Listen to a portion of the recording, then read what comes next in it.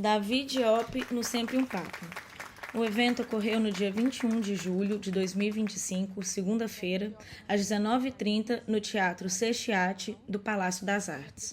A roda de conversa acontece em um palco onde 3 poltronas foram dispostas de maneira centralizada. De frente das poltronas, há 2 mesinhas que carregam livros e copos com água. O fundo é composto por banners em tom de azul, estampado de preto com a logomarca do Sempre um Papa. Da esquerda para a direita, a primeira pessoa sentada é Ricardo Aleixo, um homem negro cujos cabelos não estão à mostra, pois usa na cabeça um turbante de tom azul escuro. Ele traja camiseta de botões de mangas compridas jeans e calça jeans. Usa óculos redondos de aro marrom. A segunda pessoa sentada é Davi Diop, um homem negro que possui os cabelos curtos rente à cabeça de tom grisalho. Possui barba de mesmo tom. Ele traja camiseta de botões azul claro, por cima usa um blazer azul escuro e calça jeans. Usa óculos retangulares de aro laranja. A terceira e última pessoa sentada é Léo, o tradutor. Ele é um homem branco de cabelos curtos rente à cabeça de tom escuro. Ele traja suéter de tom marrom escuro e calça de tom marrom. Usa óculos retangulares de aro preto. Ao longo do evento, a plateia é filmada e está cheia. Eventualmente, alguns telespectadores são convidados a interagir com os convidados e estes recebem o microfone quando falam. De Belo Horizonte. Essa cidade literária, não é? Uma cidade que já nasceu literária e que vem se firmando a cada ano como uma força, tanto em termos de criação literária quanto de produção editorial, de reflexão crítica sobre a literatura. Hoje faz exatamente um mês que eu cheguei dos Estados Unidos. Eu passei uma temporada longa lá e volto muito comovido. É a segunda vez que eu venho ao Palácio das Artes. Na primeira semana, eu vim participar de uma homenagem a Grande Otelo, um ciclo de filmes. Eu comentei 2 filmes de que o Grande Otelo participou, Macunaíma e Exupiá, Coração de Macunaíma.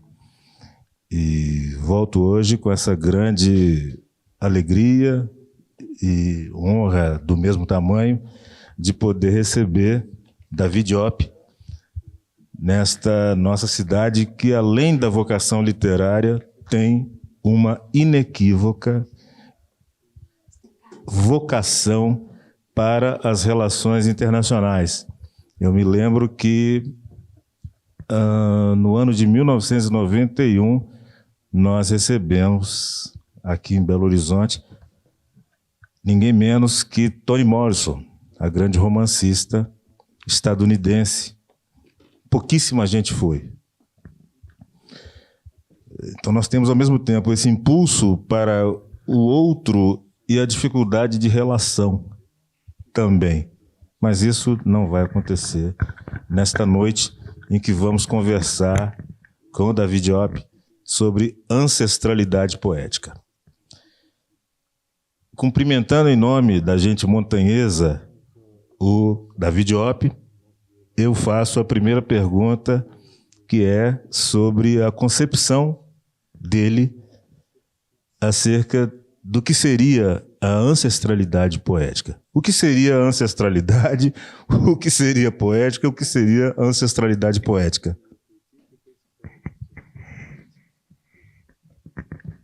Alors d'abord, je voudrais remercier Ricardo Aleixo d'avoir pris le temps et puis d'avoir aussi consacré quelques moments à la lecture de mes livres. Eu gostaria de agradecer ao Ricardo Aleixo por ter dedicado um tempo à leitura dos meus livros e por ter me apresentado aqui. Alors, on s'est croisés tout à l'heure et j'ai appris avec stupéfaction qu'il avait écrit 24 livres. A gente se cruzou há poucos minutos e eu fiquei sabendo estupefato que ele já publicou 24 livros. Alors qu'il a l'air si jeune. Com um ar tão jovem. Alors que moi j'en ai écrit 4. Eu só escrevi 4. Alors que j'ai l'air si vieux. E que eu tenho mais jovem ainda. E que eu tenho um ar de tão velho. Alors, l'ancestralité poétique. Alors, le terme ancestralité, pour moi, est un terme nouveau. C'est-à-dire que je ne l'avais jamais rencontré, je crois, avant de venir au Brésil. Para mim, o termo ancestralidade é um termo muito novo. Eu acho que eu nunca tinha ouvido falar antes de ter vindo ao Brasil. Alors, mais je crois comprendre qu'il s'agit finalement à travers un média artistique, donc l'ancestralité poétique, de retrouver peut-être ou de recréer un lien avec le passé. Parece para mim que é uma chance de se reencontrar ou recriar um laço com o passado. A impressão que me dá quando eu falo de ancestralidade poética. Et je pense que le lien entre ce passé qui peut être douloureux et notre actualité se fait par le langage. A nossa atualidade ela se faz através da linguagem. Mais pas n'importe quel langage, pas le langage de la communication simple. E não é qualquer linguagem, não é a linguagem da comunicação simples. Mais le langage poétique. Mas a linguagem poética. Qui permet une communication peut-être avec les ancêtres. Que talvez permita uma comunicação com os ancestrais. Parce que les ancêtres ont parlé, ou les ancêtres parlent dans notre langue d'aujourd'hui. Les ancêtres sont dans la langue. Os ancestrais, eles falam na nossa língua de hoje, eles estão dentro da língua. Et la langue, c'est ce que nous partageons avec eux. E a língua é aquilo que a gente compartilha com nossos ancestrais. Mais pas la langue de tous les jours, pas la langue de la communication simple. Mas não a língua de todo dia, não a língua da comunicação simples. La langue aussi de leurs rêves, de leurs espérances. A língua também do sonho deles, das esperanças deles. Ou de leur désespoir. Ou do desespero. Eu tenho tentado discutir nos últimos anos sobre alguns pontos colocados em debate na cultura brasileira que me parecem apontar para um barateamento da discussão, um barateamento da contemplação do que seriam termos como ancestralidade, como memória, como identidade, que formam uma tríade muito frequente e irritantemente evocada quando se quer falar das culturas transatlânticas. É como se essas três palavras, ancestralidade, memória e identidade, dessem conta, cada uma, e as três, de explicar, de justificar, de definir uma posição do legado africano e afrodiaspórico na constituição do que é a cultura brasileira.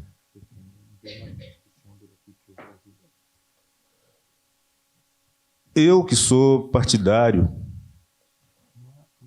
de uma noção de tempo circular, a minha querida amiga Leda Maria Martins fala em tempo espiralar, sem que isso represente uma contestação ao que Leda propõe. Eu penso no tempo circular, que é aquele tempo em que Exu, o orixá responsável pela comunicação entre os orixás e entre estes e nós, seres humanos, acertou ontem o pássaro com a pedra que só hoje atirou.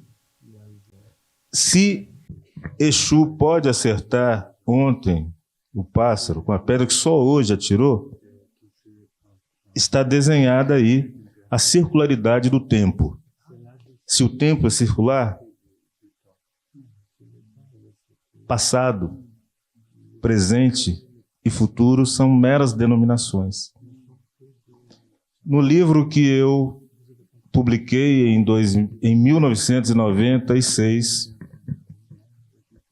junto com outro amigo querido, que é Edmilson de Almeida Pereira, que é o autor das orelhas desses 2 livros de David Diop, A Porta da Viagem Sem Retorno e Irmão de Alma. Nós escolhemos como epígrafe um trecho do cineasta senegalês Sembène Ousmane. O futuro está sempre à sua frente, ou às suas costas, cada vez que você dá meia volta. Isso, para mim, é de uma riqueza muito grande, porque trata a vida como contínuo movimento. Eu quero, então, perguntar ao Davi sobre... eu queria que ele falasse um pouco mais sobre a palavra ancestralidade, como é que ela aparece para ele, qual foi o tipo de contato inicial que ele teve com essa palavra? Foi em algum contexto ritual, religioso, num livro de antropologia, num debate acadêmico sobre literatura? Qual foi o contexto em que essa palavra apareceu para você? Alors, c'était quand je suis arrivé au Brésil, il y a deux semaines. Foi quando eu cheguei no Brasil há 2 semanas. Je crois que c'était avec Itamar Vieira Júnior. Foi com Itamar, eu acho. Qu'il a utilisé ce terme et qui m'a frappé tout de suite. Ele utilizou esse termo que me tocou imediatamente. Alors, j'ai beaucoup apprécié ce que vous avez dit sur le temps circulaire. Eu gostei muito disso que você falou sobre o tempo circular. C'est vraiment une idée qui m'intéresse et qui me touche beaucoup, la question de la circularité du temps. Que me interessa, me toca muito essa ideia da circularidade do tempo. Parce que j'ai l'impression que chaque génération qui arrive renaît au monde et dans le fond reproduit peut-être les mêmes erreurs. Eu tenho a impressão que cada geração que chega, ela renasce no mundo e reproduz alguns erros também. Et donc cette notion d'ancestralité m'intéresse parce que dans le fond, le monde m'apparaît comme un éternel recommencement. Essa questão da ancestralidade me interessa porque para mim o mundo me aparece sempre como um recomeço. Et donc finalement, nos ancêtres, c'est notre futur. E no final das contas, os nossos ancestrais são o nosso futuro. Les ancêtres, c'est nous. C'est notre présent aussi. Nossos ancestrais são o nosso presente. O que me parece também muito interessante é que nessa leitura que eu chamaria de profilática da ancestralidade, não a de Davi, mas muito da leitura que circula hoje no Brasil, ancestral seria quase que sinônimo de uma qualidade positiva. O ancestral é necessariamente bom. O ancestral não seria esse que, tal como colocou Davi, seria também portador de erros. O ancestral é aquele que nós preferimos que seja nosso ancestral, porque eu sou bom. Eu só posso ter tido ancestrais bons. O ancestral como uma forma de justificar a minha bondade.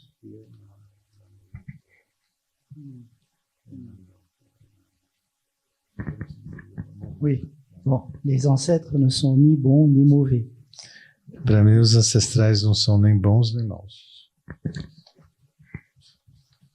porque seria um determinismo que nos impediria, como todo e qualquer determinismo, entender o sentido profundo da existência humana, que é da tentativa e erro, que é da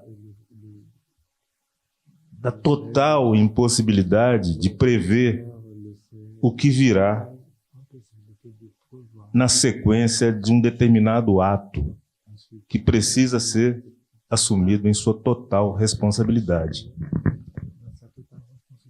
Quando nós falamos de literatura, quando nós falamos de poesia, estamos falando de um tipo muito especial de criação que implica numa ética.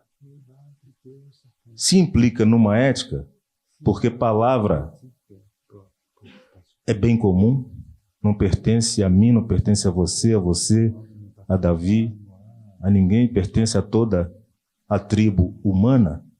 Nós temos que, todo o tempo, me parece, rever os termos da nossa presença aqui.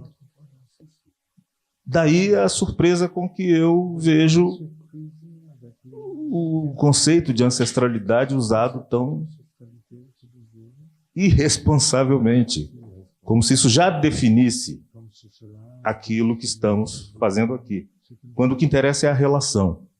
Eu queria propor, Davi, pensarmos esse tópico, ancestralidade, associado a esse outro, que me parece indissociável, que é a relação entre nós e as palavras, entre nós e aqueles que já vieram, que vieram antes de nós, entre nós e aqueles que ainda nem nasceram.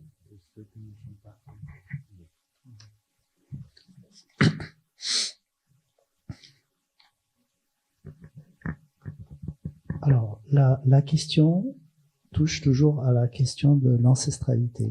A pergunta ainda tem referência com a questão da ancestralidade. Ancestralidade e a relação, né? Porque a ancestralidade, se nós pensamos a ancestralidade como algo que chega pronto para nós,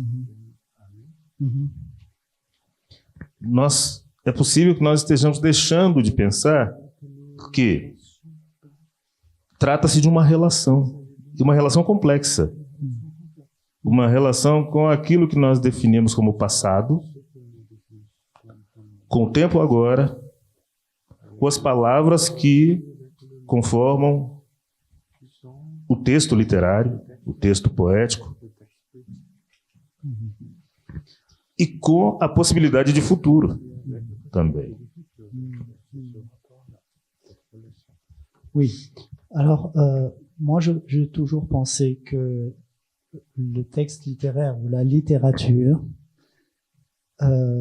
était vraiment un outil pour relier notre humanité, non seulement au passé, mais pour peut-être relier notre humanité à l'humanité dans son ensemble, pas simplement une humanité, mais à l'humanité dans son ensemble. Eu sempre achei que o texto literário e a literatura eram um tipo de ferramenta para fazer uma ligação entre a humanidade, não só com o passado, mas a humanidade no coletivo, a humanidade total, não uma humanidade individual. Uma forma de fazer essa ligação ao texto literário e à literatura. Il y a une notion qu'on appelle l'éternel humain, c'est-à-dire humain. L'éternel humain est toujours ce qui, dans le fond, fait la littérature et fait le lien entre l'écrivain et les lecteurs. Tem uma expressão que chama o eterno humano, que é a literatura, e é aquilo que faz o laço com o escritor e avec le lecteur. Que faz o laço do escritor com o leitor, o eterno humano. Et cet éternel humain, c'est, comme vous le disiez tout à l'heure, ce que nous lèguent nos ancêtres, mais ce que nous lèguent nos ancêtres est peut-être déjà à venir, c'est-à-dire on nous retrouve dans cette ancestralité ou chez ses ancêtres ce qui est le présent et ce qui sera notre futur. Essa ligação do eterno humano, que é o legado dos nossos ancestrais, está aqui agora nesse presente conosco e pode estar no futuro e no passado ao mesmo tempo. Et o eterno humano junto com a ancestralidade. J'ai noté que, en effet, l'ancestralité ne signifie pas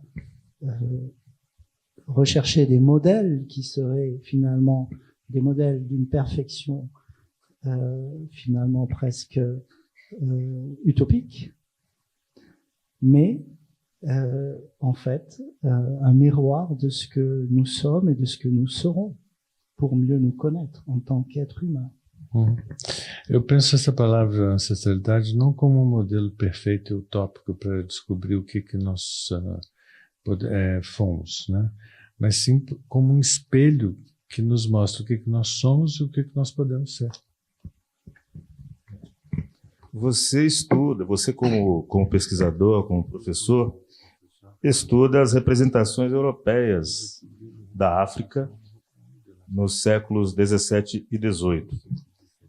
Você se interessa também pelas representações africanas da Europa em qualquer tempo? Oui, Sim. C'est une question intéressante. Bon, il faut croiser les représentations.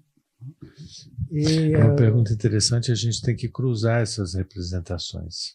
Alors, dans les représentations européennes de l'Afrique au XVIIe et au XVIIIe siècle, ces représentations-là, on les retrouve dans des récits de voyage. Essas representações europeias da África do século 17 e 18 a gente encontra nos relatos de viagem.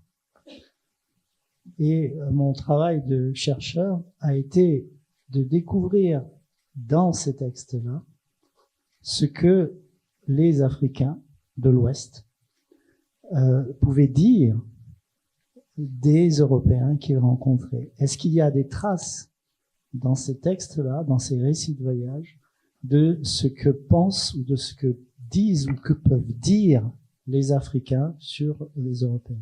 O meu trabalho de pesquisador é exatamente de procurar saber o que os africanos dizem desses europeus que eles tinham contato nesses dois tempos, nesses dois séculos. O que eles acham, o que eles dizem, o que eles escreveram sobre os europeus. Et c'est très difficile. E é muito difícil. Pourquoi? Parce que la parole rapportée des Africains est une parole qui est adaptée aux attentes du public du XVIIe ou du XVIIIe siècle. Porque a palavra relatada dos africanos, ela é adaptada ao público do que os europeus queriam que fosse no século XVII e XVIII. O relato dos africanos é adaptado à própria vontade deles. Et les paroles les plus fortes qui semblent, par exemple, condamner l'esclavage et qui sont rapportées dans les récits de voyage. E as palavras mais fortes, por exemplo, como escravidão, que são relatadas nos relatos de viagem, sont traduites sur le modèle de la tragédie shakespearienne. Elas são traduzidas sob o modelo da tragédia shakespeariana. Donc, entendre la parole derrière est très difficile. Então, voilà. Entendre la parole des Africains derrière celle des Européens est très difficile. É muito difícil ouvir a palavra dos africanos atrás da descrição das palavras dos europeus. É uma tarefa muito difícil. La seule solution, c'est de trouver les brouillons et de trouver en fait ce qui est caché pour construire leur récit de voyage par les voyageurs, comme Michel Adanson. Como Michel Adanson, a única solução é achar os escritos, os esboços, os rascunhos.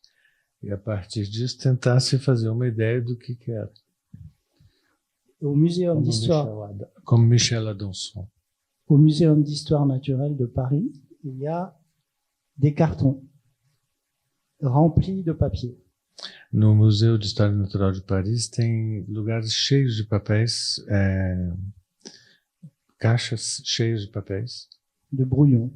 e com esses esboços, com esses rascunhos. Et il y a un dictionnaire français-wolof. E tem nesses papéis um dicionário francês Wolof, que é a língua falada no Au Senegal. Sénégal.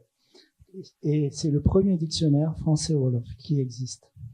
Et qui a été écrit donc dans les années 1750. E que foi o primeiro dicionário feito sobre o Wolof francês, que foi escrito nos anos 1750. Et dans ce carton, il y a le nom des traducteurs. Et il y a le nom de ceux qui ont aidé Michel Adanson dans son voyage. E nessas caixas O tem o Senegal. nome dos tradutores que deram ao Michel Adanson algumas definições. Et notamment, il y a le nom de Ndiak. Le nom de Ndiak, c'est un des personnages. Ignac. Ndiak. Ah, Ignac. E nesses dans le dicionário? Non, dans les papiers de Michel Adanson. E nos papéis do Michel Adanson tem o nome de Ignac, que é um dos personagens dele. Qui était son passeport au Sénégal. Que era seu passaporte. Parce que, à cette époque-là, les Français ne maîtrisaient pas l'intérieur du Sénégal. Porque nessa época lá, os franceses ainda não controlavam o interior do Senegal. Et pourtant, dans le récit de voyage qu'il a publié, il n'y a pas le nom de Ndiak.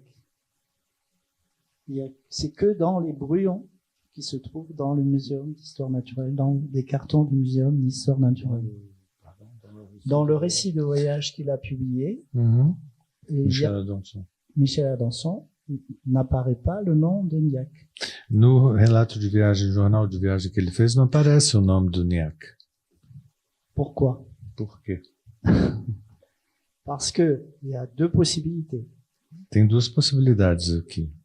Soit Michel Adanson considérait que ça n'intéresserait pas ses lecteurs, Talvez Michel Adanson pensasse que isso não interessaria os seus leitores, et donc que le public de lecteurs de l'époque ne s'intéressait qu'à sa personne, que o público da época só poderia se interessar pela sua própria pessoa, de Michel. soit il a considéré que Ndiak n'était pas assez qualifié pour apparaître dans un récit de voyage scientifique. Ou ele considerou que Ignac não fosse suficientemente importante para aparecer num relato de viagem científica. Pourtant, c'est Ndiak et d'autres qui l'ont informé sur ce qu'il a vu. Mas, entretanto, foi o Ignac que deu as primeiras informações dele em suas viagens. Donc, je pense qu'il y a encore des voix africaines ancestrales ou anciennes Eu acho que tem leis africanas ancestrais e antigas qui peuvent être retrouvées dans ces brouillons, dans ces documents historiques que podem ser encontradas nesses esboços, nesses rascunhos históricos. E quanto ao legado literário constituído nas primeiras décadas do século XX, no movimento que ficou conhecido como negritude, o movimento conduzido por Sédar Senghor, por Aimé Césaire. Que tipo de relação a sua literatura tem com essa escrita poética e literária que um Jean-Paul Sartre definiu como uma grande revolução, no sentido de que ela colocava em letra literária toda a indignação das pessoas negras diante do racismo. Sartre escreve exatamente o seguinte: o que esperáveis ouvir dessas bocas quando elas se abrissem. Palavras de louvor. Então, essa defesa que Sartre faz da negritude foi o primeiro gesto de escuta, que podemos chamar de radical, de uma poética que o mesmo Sartre vai apontar quando ele indica o nome de Aimé Césaire como, ao mesmo tempo, alguém que denuncia a violência colonial e opera grandes transformações na língua francesa. A negritude te diz algo, como escritor? Oui. Sim. Uma bela palavra, oui. C'est un beau mot, oui. Oui. Alors, la négritude, c'est un mouvement intellectuel extrêmement important des années 30. A negritude é um movimento intelectual muito importante dos anos 30. C'est, comme vous l'avez dit, ce mouvement littéraire qui Como você disse, esse movimento literário met en avant le mot nègre. que coloca à frente a palavra negro. En français, nègre est un terme très péjoratif. Em francês, essa palavra negro é um termo muito pejorativo. Et j'ai lu dans un livre que le mot pardon. Ah oui, pardon. J'ai lu donc dans un livre consacré à Aimé Césaire Eu li num livro consagrado a Aimé Césaire que un jour, dans la rue, un taxi parisien a dit à Aimé Césaire « Sors de là, sale nègre », et qu'il a répondu « Le nègre vous emmerde ». Eu li num texto onde um taxista de Paris manda ele sair, fala, sai daí seu negro, e usa essa palavra negro. Ele fala, o negro está se fudendo para você. E ele responde, esse negro está se fudendo para você. Vous Está emmerde. se lixando. C'est une bonne traduction. Hein, voilà. Il faut être Ele clair. está se lixando para você. Et il s'est dit à ce moment-là que le mot nègre, il allait le récupérer. E nesse momento ele fala para si mesmo que ele vai recuperar essa palavra, negro. Et ce terme qui est chargé d'infamie, d'insulte, il va en faire quelque chose qui va devenir une force. E ele usa esse termo que é carregado de infame, de insulto, ele vai fazer alguma coisa que carrega uma força. Et donc, il opère un renversement. Então ele opera aí uma reviravolta.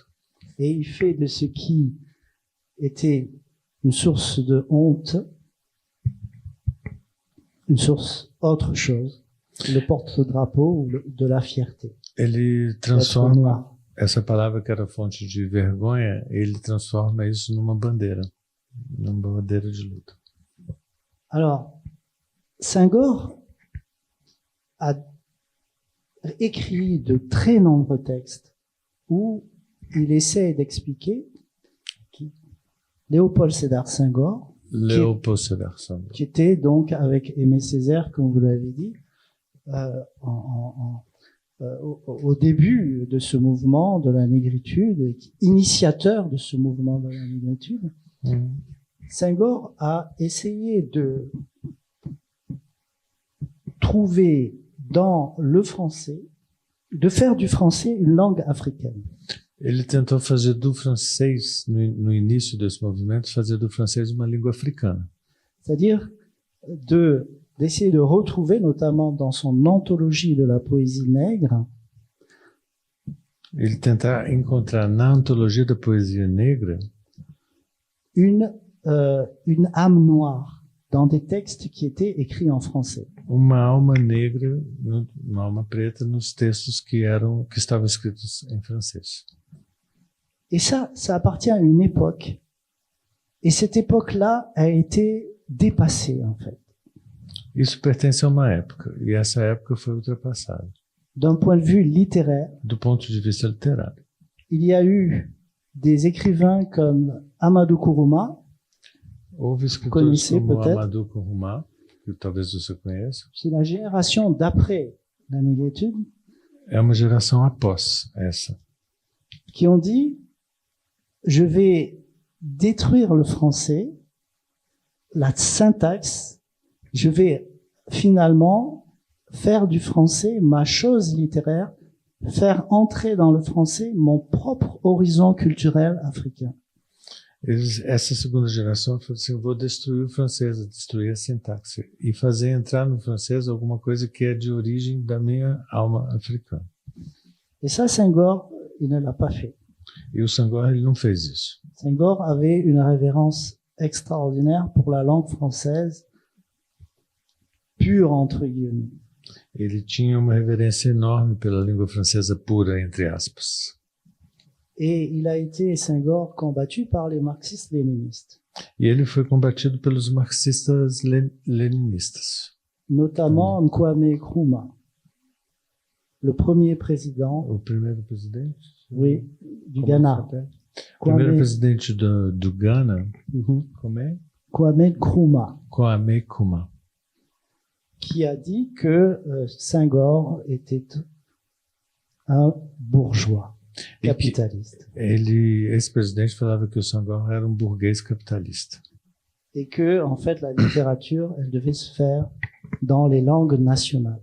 E que a literatura tinha que ser feita nas línguas nacionais. Eh bien, Amadou Kourouma, par exemple, il est allé au-delà de cette antithèse. Amadou Kourouma, ele foi além, talvez, dessa antítese. C'est-à-dire qu'il a fait du français sa langue d'écrivain. Quer dizer, ele fez do francês sua língua de escritor. Alors, Amadou Kourouma, c'est un auteur ivoirien Kourouma, ele é da costa do Marfim. qui est né dans les années 20 et qui est mort au début des années 2000. Ele nasceu nos anos 20 e morreu no início dos anos 2000. Et mon éditrice est dans la salle. Como? Mon éditrice de noces. A minha editora que está aqui na sala com a gente. Et je vraiment l'engage à trouver une traduction de Allah n'est pas obligé ou En entendant le vote des bêtes sauvages. Ce sont des romans fantastiques. São romances que eu digo a ela que é bom que ela ache um tradutor para... Como s'appelle le roman? En attendant le vote des bêtes sauvages. Esperando a volta dos belos selvagens, por exemplo, é um livro que mereceria ser traduzido. Et mon éditrice est en face de moi, je la vois faire oui. Minha editora está aqui na minha frente e ela está falando que sim. Donc c'est un engagement qu'elle prend É compromisso que ela está tomando aqui com a gente. devant beaucoup de témoins Diante de várias testemunhas, et inclusive. surtout devant Ricardo E Aleixo. sobretudo diante de você, Ricardo. É muito interessante isso que você fala sobre Sédar Senghor, porque um dos últimos gestos públicos dele é um pequeno e muito bem escrito texto chamado Por uma Leitura Negro-Africana de Mallarmé, Stéphane Mallarmé, o principal nome do simbolismo francês, né? Ele mesmo, perto de sair de cena, Sédar Senghor, ainda se aferrava a essa ideia de do francês como uma língua literária que se colocava talvez acima das questões políticas, das questões da colonialidade. Você conhece esse texto, Davi? Alors, je ne l'ai pas lu. Je préfère être honnête. Je Eu n'ai pas prefiro lu. ser honesto, eu não li. É de 1981. Ah oui. Par contre, Senghor, je l'ai entendu beaucoup parler quand j'étais Por jeune, outro lado, quando eu era jovem, eu ouvi muito falar do Senghor. parce que il était le président du Sénégal jusqu'en 1981. Après, il est rentré dans l'Académie française. Depois, até 81, foi presidente do Senegal e depois ele entrou na Academia Francesa. Et il parlait, Senghor, et ça on peut pas lui enlever, parce que c'est un concept intéressant.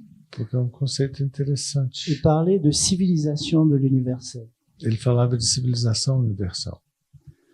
C'est-à-dire que le combat pour la négritude, Quer dizer que o combate pela negritude, il l'a finalement élargi esse combate ele se estendeu. à tous les combats pour une meilleure justice dans le monde. Ele se estendeu a todos os combates por justiça no mundo inteiro. Et l'idée de Senghor, c'était de dire finalement que Então, les Africains, sobre o Senghor, finalmente é dizer que os africanos, avec tout ce qu'ils ont subi, com tudo que eles sofreram, étaient les meilleurs porte-paroles de cette civilisation de l'universel. eram as melhores porta-vozes dessa civilização. Alors ça ne m'étonne pas qu'il ait écrit le texte que vous avez cité, Não me espanta que ele tenha escrito o texto que você citou aqui, e que eu não li. parce que Mallarmé est justement un poète qui se bat avec le langage, Porque Mallarmé é um poeta que luta com a linguagem. et un poète aussi qui ne se laisse pas lire aussi facilement E não é um poeta que se deixa ler tão facilmente assim, que d'autres, hein. quanto como outros. Un poète hermétique. Um poeta hermético. A sua escrita literária, ela também não se deixa ler tão facilmente.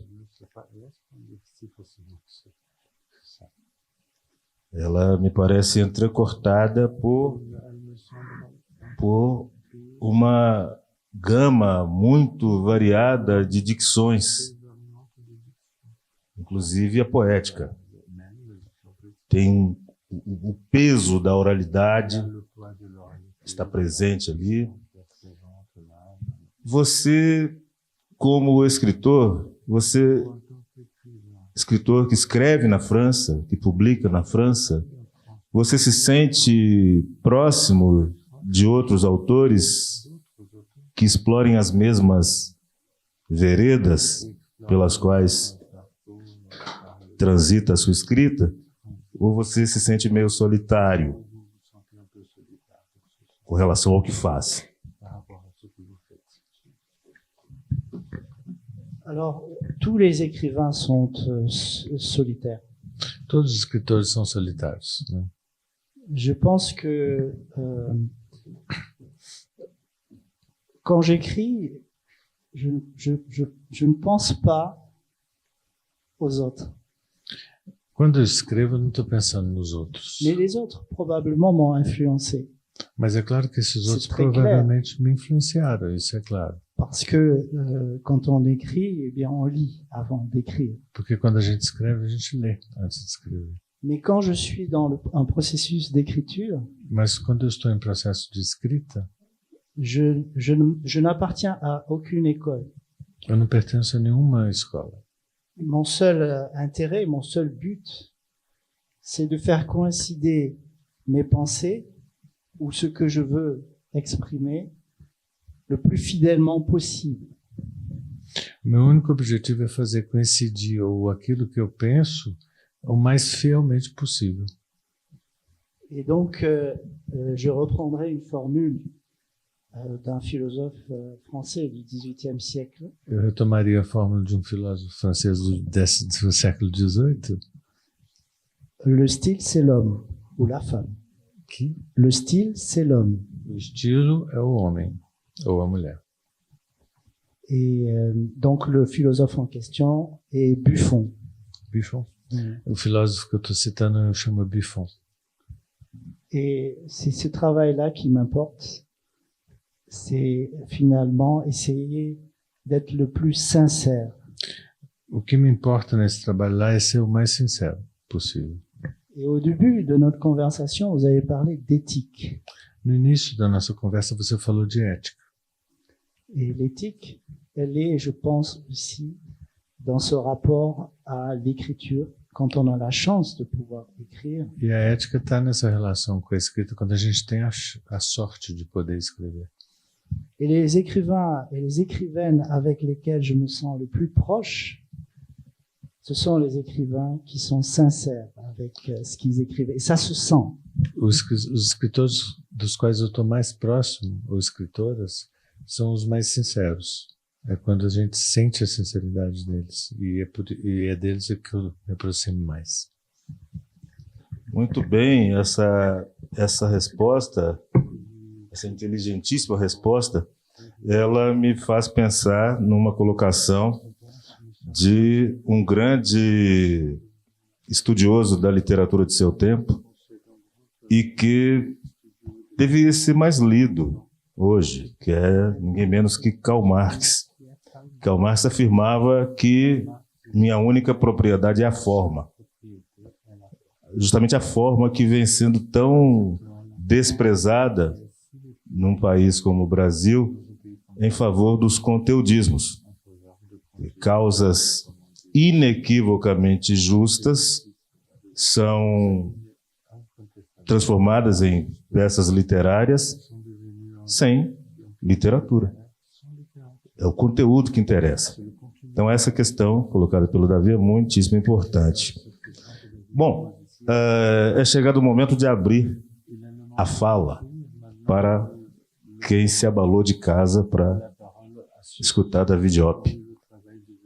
Por favor, com vocês a palavra. Boa noite, Ricardo, boa noite, Davi. Eu esqueci o nome do tradutor. Leonardo, boa noite, Leonardo.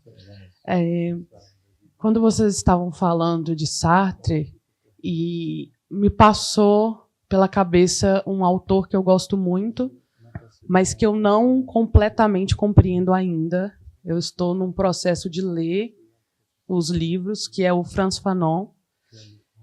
E o primeiro livro que eu li dele foi o Condenados da Terra, que eu acho que foi o último livro dele, mas me atravessou muito essa questão que o Ricardo até falou da colonização, que o Frantz Fanon entrava muito na questão da violência da colonização.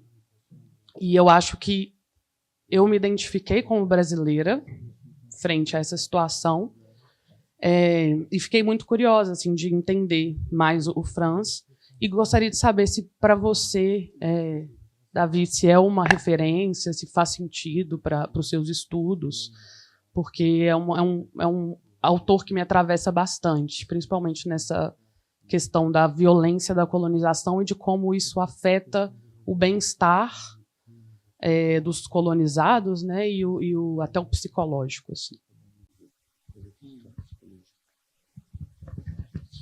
Alors, Frantz Fanon, en effet, est un très grand auteur.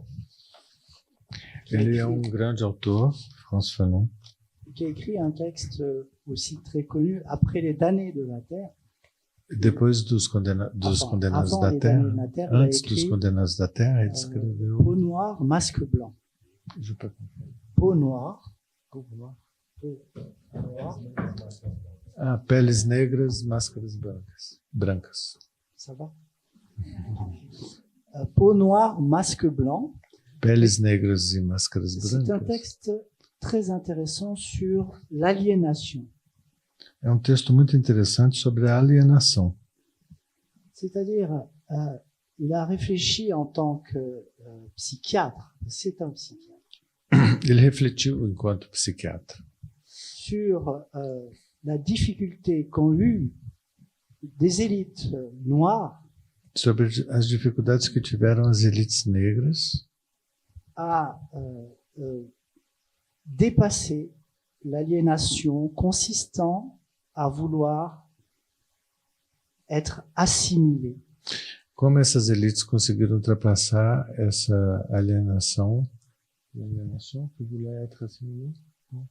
Consistant à vouloir être como que eles ultrapassaram essa alienação que consistia em querer ser assimilados, c'est-à-dire finalement d'être blanc. Finalmente, né, ser assimilados e serem brancos para poder avancer dans la société. Para poder crescer dentro da sociedade, avançar socialmente. Alors, il y a eu, par exemple, toute une série d'écrivains en Afrique de l'Ouest. Houve toda uma série de escritores na África Oriental, occidentale, ocidental, perdão, qui ont voulu, à travers leur écriture en français, vários escritores que quiseram, através da escrita em francês, prouver qu'ils écrivaient aussi bien, voire mieux en français que des Français de la métropole. que queriam provar que eles escreviam tão ou melhor que os franceses da metrópole. Alors là, on a un exemple de l'aliénation telle que l'a définie Frantz Fanon. Esse é um exemplo da alienação como define Frantz Fanon. Et là, la force d'un auteur comme Amadou Kourouma, que vous connaissez, A força de um autor como o Kourouma, que que vocês mon éditrice connaît, que a minha editora conhece, c'est d'avoir surmonté a força dele foi de ter ultrapassado cette aliénation en jouant avec le français, la langue française. ultrapassar essa alienação brincando com a língua francesa. Amadou Kourouma, o nome do autor.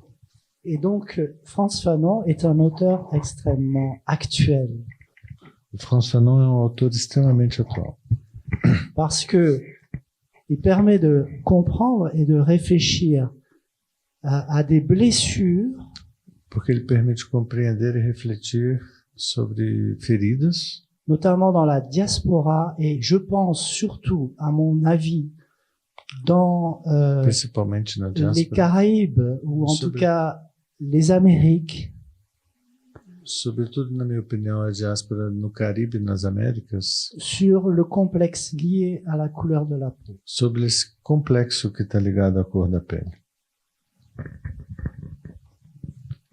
Ele refletiu sobre isso. Mais alguma pergunta? A sua editora, que vai publicar o autor que você pediu. Queria que você falasse, Davi, de uma coisa que não foi falada em nenhum encontro que tivemos, e que é uma questão, e Ricardo pode complementar também, que é uma questão muito importante no contemporâneo aqui do Brasil, que é o modelo de publicação da literatura de autoria negra. Eu tenho a impressão de que quando o Davi fala, é como se isso não fosse uma questão na França. O Davi, por exemplo, publicou esses 2 primeiros livros numa grande editora francesa. E agora, inclusive, acho que gostaria de perguntar isso, acaba de migrar para uma editora média. E o primeiro livro, O Irmão de Alma, vendeu 180 mil exemplares na França, que é um número excepcional para o nosso mercado, né? Queria que o Davi comentasse um pouquinho como que é a receptividade dessa literatura de autoria negra no mercado editorial francês, ou se isso não é mais uma questão.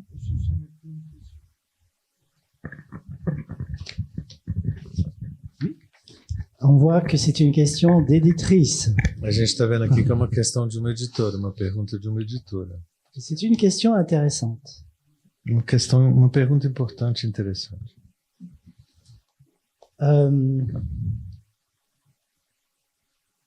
Il y a des éditeurs qui se sont intéressés très tôt, plus vite que d'autres éditeurs en France, Tem editores que se interessaram muito cedo e muito mais rápido por outros editores na França. Des éditeurs qui se sont intéressés plus vite ou plus tôt. Oui, il y a des éditeurs qui se sont intéressés plus vite que d'autres Mais éditeurs. rápido e mais cedo do que outros editores. Ils se sont intéressés aux écrivains africains. E que se interessaram mais cedo e mais rápido se interessaram por outros escritores africanos. Donc, tous les éditeurs ne sont pas à Paris. D'ailleurs, tous les éditeurs importants sont à Paris. Todos os editores importantes estão em Paris, mas nem todos estão em Paris. Et les premiers éditeurs, le premier qui s'est vraiment intéressé à la littérature de la diaspora africaine ou à la littérature d'Africains en français, c'est les éditions du Seuil. E o primeiro editor que se interessou pela literatura da diáspora ou da África ou por escritores africanos são as edições que são chamadas Seuil. Et les éditions du Seuil ont publié Amadou Kourouma. E as edições do Seuil publicaram Amadou Kourouma. Et moi, j'ai eu la chance de pouvoir choisir mon éditeur Eu tive a sorte de poder escolher meu pour editor Frères d'âme. para o livro Irmão de Alma. Et j'ai choisi parce que j'admirais et j'admire toujours beaucoup Amadou Kourouma de publier aux éditions du Seuil. E eu escolhi porque eu admirava até hoje o Amadou Kourouma, que foi publicado pela edição do Seuil. Et j'ai trouvé des lecteurs parce que ce sont de grands éditeurs. Porque são grandes editores e eu achei esse editor. Mais le problème, c'est que il y a beaucoup d'écrivains africains qui ne sont pas nécessairement de la diaspora, qui ne peuvent pas publier. O problema é que tem muitos escritores africanos que não são necessariamente da diáspora e que não conseguem publicar Dans leur pays. no país deles mesmos. Donc en fait, pour être lu en Afrique de l'Ouest, De fato, para ser lido na África Ocidental, il faut être publié à Paris. tem que ser publicado em Paris. Et il y a des écrivains qui souffrent énormément de cela, E tem escritores que sofrem muito com isso. notamment un écrivain qui s'appelle Boubacar Boris Diop, Principalmente um escritor que chama Boubacar Boris Diop, qui a dit écrire en français, c'est comme pousser un cri dans la nuit. que ele fala que escrever em francês é como soltar um grito no meio da noite. Et qui a décidé d'écrire en Wolof. E ele acabou decidindo por escrever em Wolof, a língua falada no Senegal. Mais ça ne veut pas dire qu'il a des lecteurs en Wolof. Mas isso não quer dizer que ele tem leitores em Wolof, Parce que les maisons d'édition ne sont pas assez puissantes pour diffuser les livres correctement. porque as editoras não são tão poderosas para difundir o Wolof de forma tão ampla. Donc c'est pas si simple de publier à Paris quand on est un auteur d'origine africaine. C'est pas aussi simple que ça. Não é tão simples assim publicar em Paris sendo escritor de origem africana. Eu só vou complementar, vou dizer o que penso sobre essa questão no Brasil, como é que ela é vivida e como me afeta. Mas antes, eu quero juntar essa frase que o Davi nos trouxe, escrever em Wolof, soltar um grito na noite. O nosso Paulo Leminski dizia algo semelhante quanto a escrever em português. Escrever em português e ficar calado dá na mesma. Bom, eu não posso dizer isso, porque eu sou velho o bastante para ter começado num tempo pré-internet e creio que isso iludiu o mercado literário. O sistema literário pensou o que pôde pensar a meu respeito, menos que eu sou um sujeito negro. Porque eu não tinha uma escrita que pudesse ser facilmente associada ao que é chamado de literatura negra ou literatura afro-brasileira. E essa é uma questão com a qual eu lido do modo mais sereno possível, citando Platão. Este cão é teu e é pai. Logo, ele é teu pai? Eu sou um escritor e sou negro. Logo, eu sou um escritor negro? Não necessariamente. Existe uma movimentação muito grande em torno da autoria negra no Brasil que não me afeta necessariamente. O público, o leitor da minha obra, ele busca outros temas que não ancestralidade, memória, identidade naquilo que eu escrevo. Eu sou um escritor. Eu me preparei desde os 18 anos para ser um escritor. E tenho tido a graça divina, digamos assim, de ser lido como tal. Lido a partir das tramas, das complexidades, das dinâmicas da letra literária que eu publico. Alguém poderá dizer, mas você fala contra o racismo? Você... Sim, falo. Se eu não fosse negro, falaria também. Eu não sou uma pessoa trans e falo também contra a transfobia. Porque, para mim, o que interessa é a linguagem. Bom, mas eu não vim aqui falar de mim. Eu quero agradecer ao Davi. Espero que essa seja apenas a primeira vinda dele a Belo Horizonte, que ele volte outras vezes, que volte com mais vagar para conhecer o meu melhor lugar no mundo, que é o Campo Alegre, e para a gente poder tomar cachaça e falar da vida. O Davi vai autografar seus livros. Fica aqui o convite para vocês levarem para casa um pouco do muito que essa literatura, que felizmente o público brasileiro tem ao seu dispor. Muito obrigado pela presença. Boa noite. Tenha uma ótima semana.